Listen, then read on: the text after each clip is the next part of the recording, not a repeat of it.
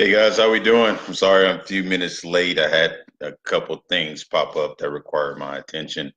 Um, so today what we're going to be doing is going over the guide. I hope everybody has printed up the wholesaler's guide. Um, we're going to be going over it in a little bit of detail.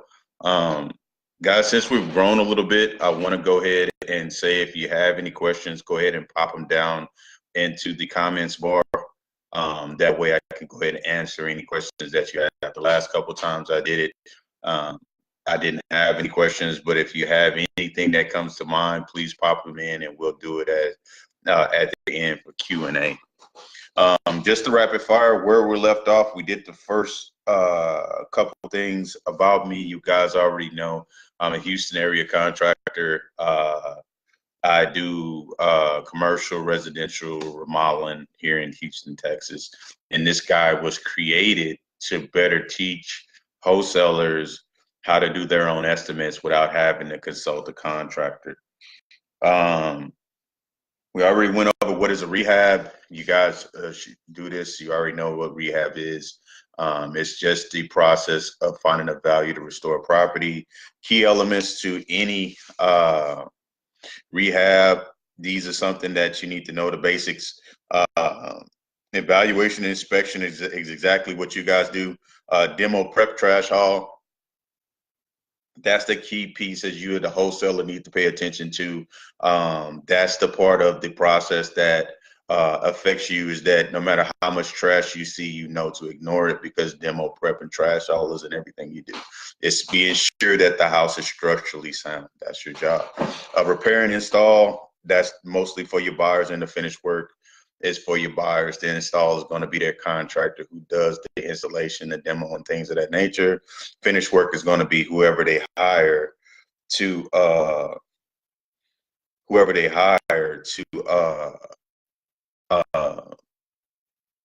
do the final touches and make it sale ready, rent ready, whatever they're going to be doing with it. Being prepared, that's my pet peeve. Every time you guys go out, you want to have the basics. The property evaluation, you already know what to do. Your primary goal is, my pet peeve, if you're my students and you've taken my school of thought, is that look at the land. The land is important. The land is how you make a deal. I mean, if as long as that landscape is beautiful, guys, you will sell that deal more than 9 times out of 10. It's never the inside. They got pretty insides in apartment complexes. All right, so where I'm going to be starting at is let's make a deal. This is where we're about to go into the nuts and bolts of doing it. I'm making an appointment now. Hopefully by the end of this week, I'll have some real world examples. I have appointments set up with customers of mine. It's just I have to get permission to show you guys the inside of people's houses. That's just the catch-22 of my industry. Seeing that I'm not a realtor, I'm not an investor, I'm not a wholesaler, I'm actually in people's personal homes doing these quotes. That's the only reason you don't have any real world. So far, I've gotten one customer to say yes. So that appointment is supposed to be for the end of the week. We just waiting to see when they get in from out of town. And then I will show you guys this guide in action and show you that the information here really works if you try it. I mean, that's my challenge to you guys. Just try it. So with that said, let's go ahead and go to the exterior. All right, first thing on here is the roof. When you guys are outside looking at the exterior of everything, first thing, you're not roofers. Guys, let me be clear. And when I say this, um, um, you don't have to be a contractor to do this. You can make it clear that, I don't install roofs, I don't install drywall, I don't install, I don't do landscaping, I don't do nothing of that. That's okay. Make that clear, but you just have to have the basics to know how to get to your numbers. So on the roof, it's called the counting technique, and literally, it's counting. So every and these numbers you're gonna forget, so I'll put them in the guide. Every tile or every piece of Well, I'll call it a tile for simply. It's 12 feet. So that means that's a foot long. So the count method means that when you get to the roof, you got to step off or back away from the house to where you can see both sides of the house, and you literally count how many shingles you see. So you start from the right and work to your left, and you count those shingles. Why are you doing this? Because every shingle is a foot long. So if you get 24 shingles, the roof is 24 feet long, right? So in the event that you can't count the whole thing, just count any row that you can and give it your best guess. So you start at one side and you just 1, 2, 3, 4, 5. You're gonna look kind of silly doing it, but trust me, guys, this is it's the oldest trick in the book. I mean, I still do it right now. I do it. So, and I'm a contractor. I don't feel like climbing my big ass up on a ladder, taking the tape and doing that length time with. I mean, I, I don't do it. Like, I really don't. Identifiers of when you know you need a roof. Again, it's wear and tear. It looks very thin. You see waves. It's discolored. You see cracks, or like the example when our case study, it's just toe up. It's just tore up. So that's the signs of that you're going to need a new roof. Don't throw roofs on everything. Remember, the goal is to save money, not spend money. Sometimes you want to pass that on and let it be your buyer, investor, whoever you're selling this property to, let it be their choice. Because if it doesn't look too bad when you go in for your interior inspection, you don't see any leaks, I really don't recommend that you even put that in your cost. I mean, that's just me.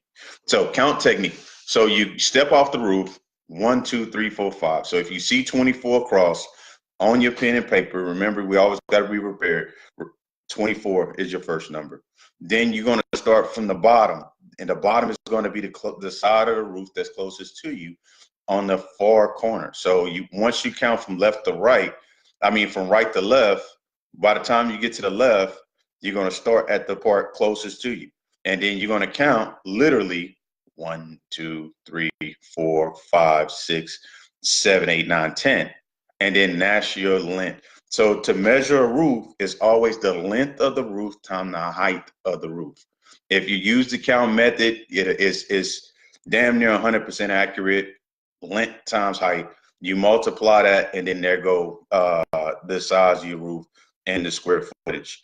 Like I put in there, the labor cost, you take that square footage, and you have to do this to each side. So if you sometimes every once in a while you get a tricky roof, all roofs don't need to be replaced, but if this is the situation for you, you just have to use that method on all sides of the house. Most houses have two. Some houses have an octagon shape. Some have a TP like a triangle.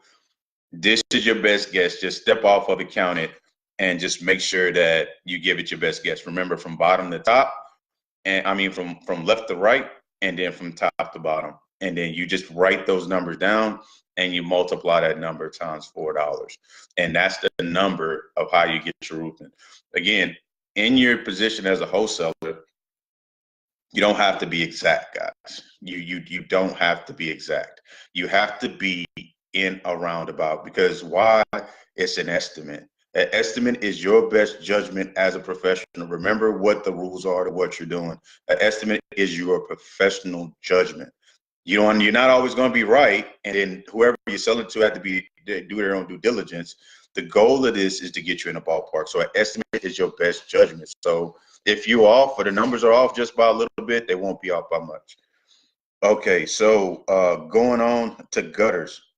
Gutters, you're going to use the same technique. Again, you don't know how to have to know how to install gutters. A lot of times, if the gutter's still up there, it's sound and it's stuck to the house, it just needs to be clean. Just leave it there. If it's falling down or something like that, or it's missing, then you take the count technique. You go to the right where it gets up to the left and count the shingles. Then that tells you how many square feet of gutters that you have. Then once you don't need the downspout, because the downspout is kind of for the contractor, because they have to make the drainage go different ways. You just need the house's gutters. Downspout is nominal. So same count technique. right to left, 1, 2, 3, 4, 5, 6, 7, 8, 9, 10. You know you need 10 feet of gutters. You take that 10 feet of gutters, multiply that times $5, and then you have it. So count technique, guys, is really, it's a quick thing. As you do this and as you implement this in the real world, you'll see that it goes 1, 2, 3, 4, and it just goes quick. So that's how you estimate your gutters. Siding is going to be a little bit more challenging. But the way you could do it is that you need a wheel, a measuring wheel. You could take your laser measure. Remember, you're going to need one of these. As a wholesaler, make this investment. I mean, trust me, you don't want to be moving with the tape. Because the tape, for rookies, it makes you lie.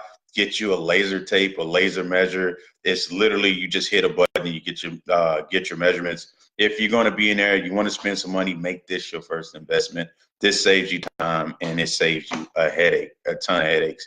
I've been in this industry 7 years. I've been using it 7 years, and it's been working for me fine. It works for my guys fine, and we're accurate with what we do. Now, you do want to take a tape measure. You want to have one, but it's not 100% necessary. You could just get everything you need with that, because again, you're just making your best judgment. You're not actually trying to make an estimate as a professional contractor. So with siding, what you're gonna need is the length and the height of every wall. So with the laser, unfortunately, it's not gonna be um, um, with the laser, unfortunately, unless you got somewhere or something on the side of the house to shine the laser to, it's going to be complicated for you to get an actual measure from the right side to the left side of the house. So a measuring wheel, and I forgot to get one, is literally just a wheel with a dial on it, and you just take that wheel and you walk the side of the house. Now, the laser measure can assist you in from going from the bottom to the top, meaning that you sit the laser literally on the ground, you shine it up, and you push it towards the fascia. So when it hits the fascia, it'll give you the distance and height. You know, again, it doesn't have to be accurate. It just has to be a ballpark. But you have to know the distance of each side. So literally, you would take your measuring wheel, you start at the edge of the house, and you walk to the side. If it's 15, 25 feet, you write that down. And then you go to the back of the house and walk it from that side to the other side. If it's 15 feet, you write that number down. And then you go from the far side of the house and you walk from that edge to that edge, and then you have the square footage for that side, and then you literally just multiply the lengths of the lengths and heights of each side, and then you add those together, and that's the number of the siding. Siding is generally 425. That's labor and material. So you take 425, multiply by that number, and do it. Siding is going to be tricky, but again, guys, these are just estimates. Don't feel bad if you're not exact. Don't feel bad if you're a couple $100 off. The seller, everybody that's involved in your transaction are responsible for their own portion of their due diligence. You're really doing this as a service. As a wholesaler, you offer your service as your best guess or your best judgment of what the costing would be for this particular product. You're going to notice me call houses products because literally they're items for sale. You could say the property, whatever you have to say about it, but for that product, you're going to give them the best, your best judgment, and it'll be in the ballpark. It won't be right, but you always, as always, you guys know, you got to say, you have to do your own due diligence. So again, on the siding, you need you need the exterior costing and you need the height of it, and then it's the length times the height of all sides of the house, and then you multiply that number times $4.25. Masonry and stone. I mean, this one is kind of I mean, literally houses. If the masonry is messed up and it's bad, you have reasons. Masonry on the house. And when you say masonry, when I say masonry, I mean the brick or stone that's on it. That's on it as a decorative. If that is cracked, worn, or out of place, you have two causes.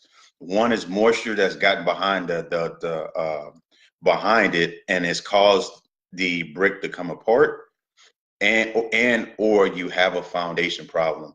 Guys, more than likely, if that's cracked, you have a foundation issue. Unless you're not, and that's just rule of thumb. If you crack bricks on a brick home or anything that's like a little snake-like crack going up, down on the side of houses, on in the brick in the front, you have a sign of foundation or moisture. I mean, foundation is always going to be your first. It's not a three alarm fire. This is not a deal breaker, but it's something that you have to make your own personal note and just ask the seller of the property, do you have any foundation issues, or when was the last time you had that foundation set? A lot of times with foundation, the companies come out and they just lay piers. And this is something, a more advanced thing, but to fix a foundation, they put a pier, they bury that thing in the ground, it pushes the house back up, and then the foundation issue is fine at that point. So if you see cracks in the masonry, you might have a underlying foundation issue, or you have a moisture issue. But if there are cracks that are evident, you want to say it's a foundation, you want to talk about it. Masonry is something that, guys, you're hardly going to price for, but it's the length time the height. Just like you would do the siding, it's length times height. And then to do stone mason, bricklayers, their labor cost is a little bit higher than everybody else's because it's so scarce. They have a very small market in the scheme of things because everybody's going hardy plank, and some houses are adopted stucco, but the brick mason, that trade is becoming nominal. And you also hear brick, stone, or block. Block is going to be your cement cedar blocks. Block, all of that, everything is going to be the same. It's going to be $25 a square foot of the length and height or whatever you had, and you use the same method as you would with the siding. So I won't spend much time there. Painting is exterior painting. It's the same thing as the siding. So if you've already priced out your siding, as a rule of thumb, if the house is older, always paint it. I mean, paint it, pressure wash it. You have two ways. Remember, it's on you. This is your investment. You want to maximize your dollars. If the paint isn't bad and it just has dirt, grime, and like green, you always want to consider a pressure washing, and then make paint as an option. But if it could be pressure wash is save the money. But painting exterior houses really ain't that much. So you're going to take the same square footage calculator as you would with your siding. It's the height times the length of all three sides of the house. In this case, all four sides. Sometimes the front side has a decorative and you don't have to worry about that. But it's all three sides, the length on the height. And then the exterior painting here in Texas is $1.50. What I saw, the median is $1.50. That's paint, prime, prep, and to spray it out. You may want to call that, but like I said, that's just a rough estimate of what it would be, but that would get you really close in the ballpark. Exterior paint, I mean, you could paint a house in a day. It's really, really nominal. I mean, I have guys that spray like 3-4 houses a day that work for me. So that's how you get to the paint. When you should paint it is that, like I said, it's your personal judgment of if you want to add paint in your costing or if you want the paint to be something to the investor. If the siding is good and it's structurally sound, my best advice is do not involve paint into your ARV, because one thing you have to understand is all the terms of what you're presenting. ARV is after repair value. Keyword in that is repair. If the siding in the building itself is sound, paint is not a repair. Okay, let me say that again. ARV is after repair value. So your goal is to tell them what needs to be repaired. Paint is not a repair. It's a decorative. So you don't want to add decorative in your active repair because nothing there has to be repaired. So you want to focus on that to save yourself money in your costing. You just put that in your outline. The siding in the house itself is sound. So remember the terms. Your estimate again is your best professional judgment. You don't have to be exact. You have to be in the ballpark. All right, moving on. Windows. You walk the exterior and you basically count the windows. Um, I've been getting backlash about the window pricing. Like I said, all windows differ. If it's less, sometimes windows cost 315, 325, 295. 425 is on your worst case. So if it's less than that, it's more power to them, to whoever you're selling to, and if they can get a better deal, that's fine. But to keep yourself safe, make it at 425 because all windows don't go out and go in and come out the same. Some windows are embedded and you have to tear up more to get those things out. And at 425, that's your worst case. So as a wholesaler, you plan them for the worst case. Now, when is the sign that you need to replace a window? The framing is tore out. You see seepage. That means that you see damage or to the siding on the exterior. You see the trim is cracked. The window is in bad shape. It's old. The locks are not working. It just looks bad. Again, this is your personal judgment. If it looks broke, it's broken. Replace it.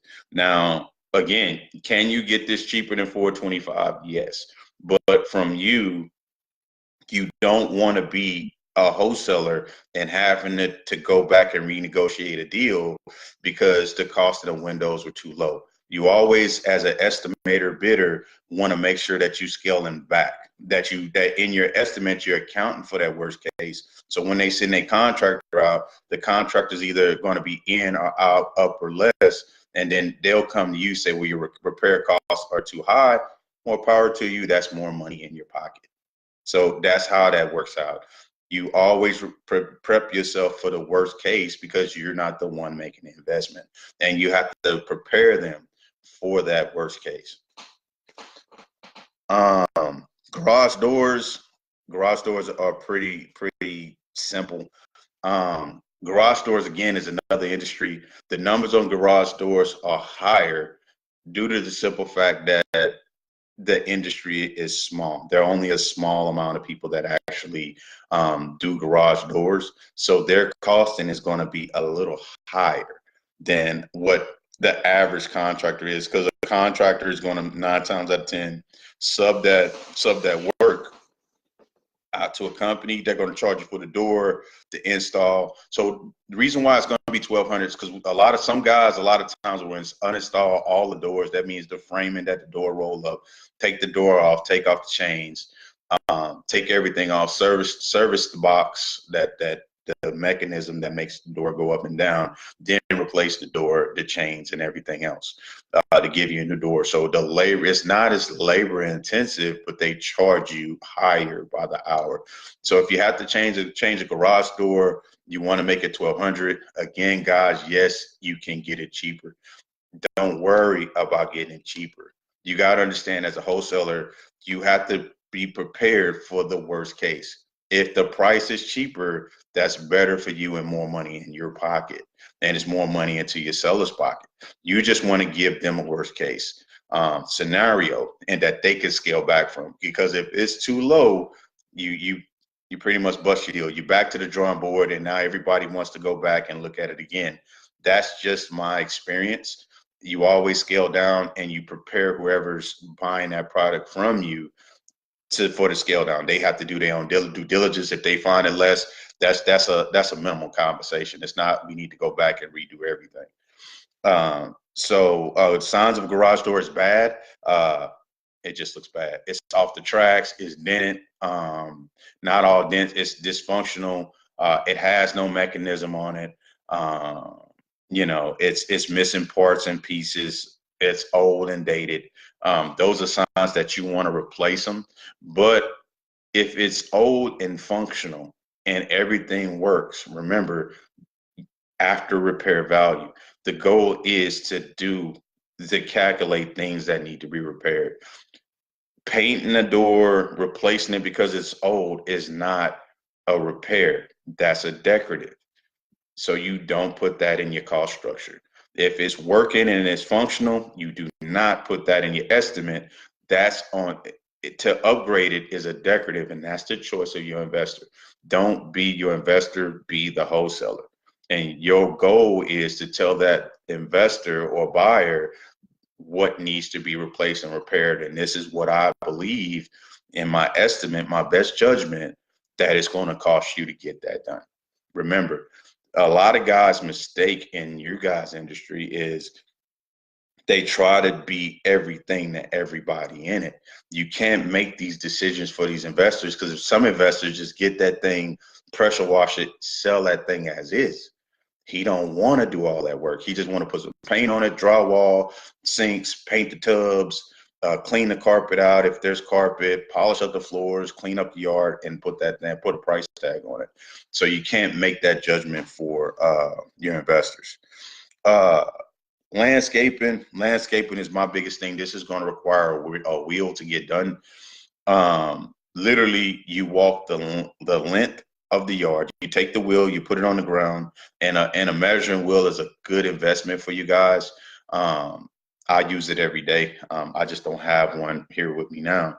But you go the length, so meaning that you go from one side of the yard and walk it to the other one, and you write that number down. And then you go from the fence to the backyard, and you write that number down.